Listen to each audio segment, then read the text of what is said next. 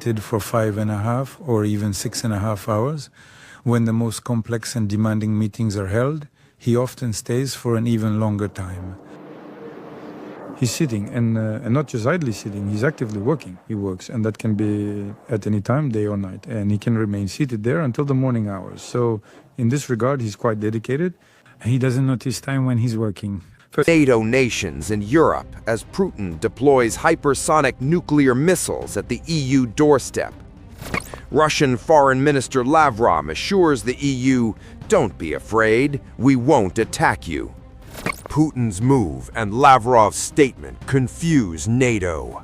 US-led military bloc unsure of what comes. По 29 декабря 2025 года киевский режим предпринял попытку террористической атаки с массированным применением беспилотных летательных аппаратов дальнего действия по резиденции президента Российской Федерации в Новгородской области. Около 19 часов 20 минут 28 декабря подразделением аэротехнических войск воздушно-космических сил был скрыт факт воздушной атаки с применением беспилотных летательных аппаратов самолетного типа. After Moscow accused Ukraine of attempting to strike President Vladimir Putin's residence with a large-scale drone attack.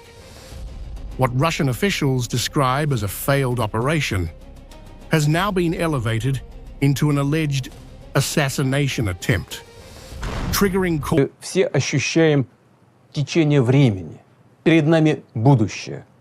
И каким оно будет, во многом зависит от нас.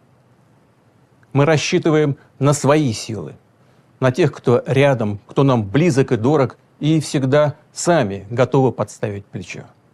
Tonight, something changed in Europe, and most people didn't even notice it happen. There was no declaration of war, no emergency broadcast, no sirens. But behind closed doors in Washington, Brussels, and Moscow, alarms were already going off. Vladimir Putin's long, warned red line, a line the West believed was flexible, may have just been crossed. And this time, Moscow didn't respond with words. It responded with action. NATO says it was deterrence. Russia says it was provocation. The United States says it's under control. But history tells us moments like this rarely stay under control for long. Because when red lines between nuclear powers are tested, the world doesn't get a warning shot.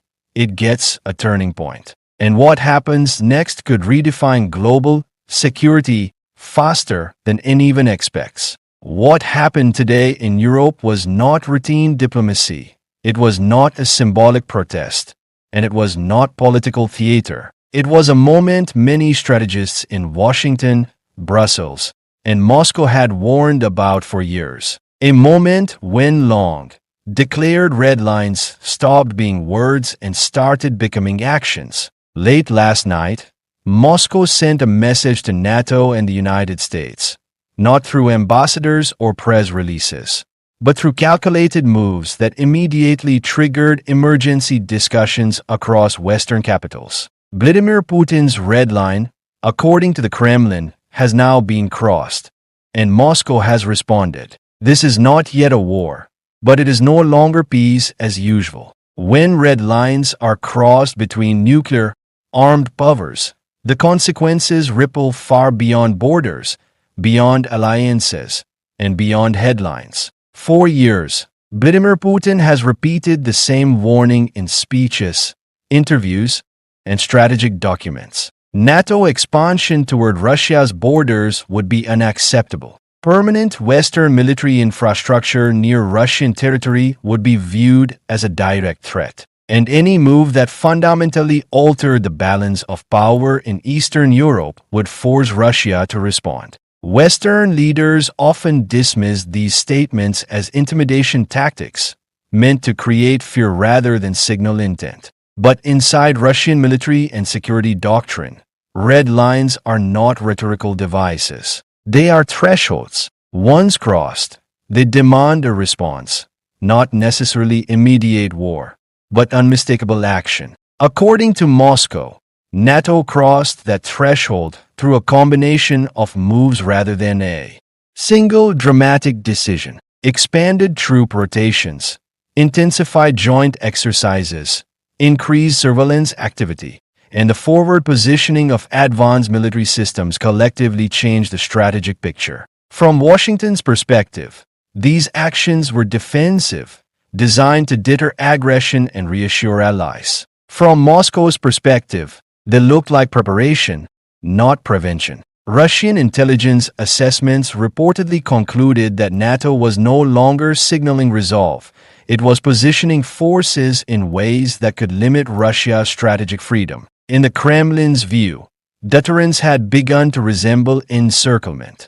The moment that changed everything was not announced with sirens or speeches. It unfolded quietly, but deliberately. Russia initiated what it called a strategic response phase. This was not a declaration of war and not an ultimatum. It was a message written in movements, readiness shifts, and posture changes. Military command structures adjusted their alert status. Strategic assets were repositioned. Communication channels between civilian and military leadership were tightened. And crucially, these steps were made visible. Moscow wanted NATO to see them. It wanted Washington to understand that this response was intentional, measured, and reversible, but only if the West recalculated. Russian officials emphasized a single point in their messaging. This was not escalation, they said.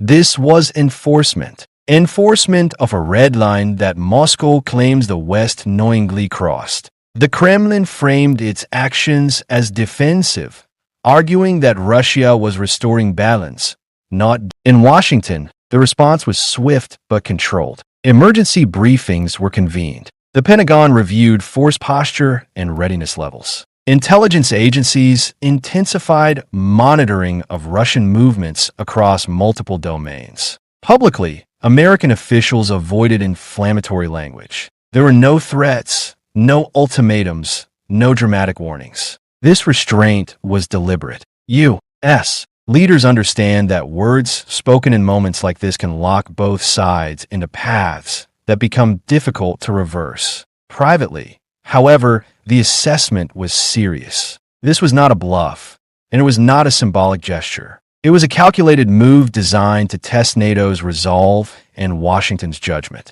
Inside NATO, the response exposed deep strategic tensions. Some member states argued that any sign of Russian pressure must be met with firmness to preserve credibility. Others urged caution, warning that missteps could escalate a crisis neither side truly wants. The alliance faced an old dilemma in a new form. How do you deter Russia without provoking it? How do you reassure allies without hardening divisions? And how do you respond when a red line is crossed, but war has not been declared?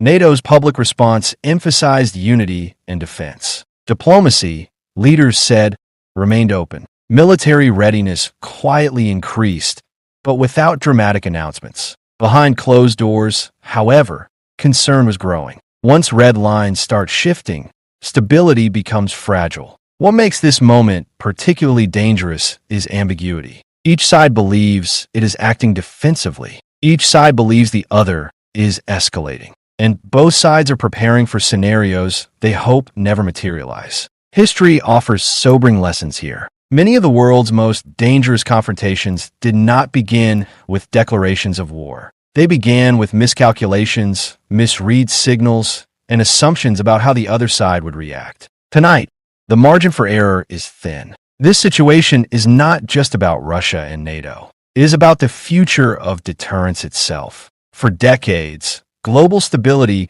rested on predictability between major powers. Red lines were understood, even if contested. Today, those lines are being tested in real time. The question is whether diplomacy can still catch up to military signaling. Back channel communications are already active. Quiet conversations are taking place away from cameras and headlines. The next few days will be critical, not weeks or months. Every movement will be scrutinized. Every statement will be parsed for meaning. Will Moscow pause if it believes its message has been received?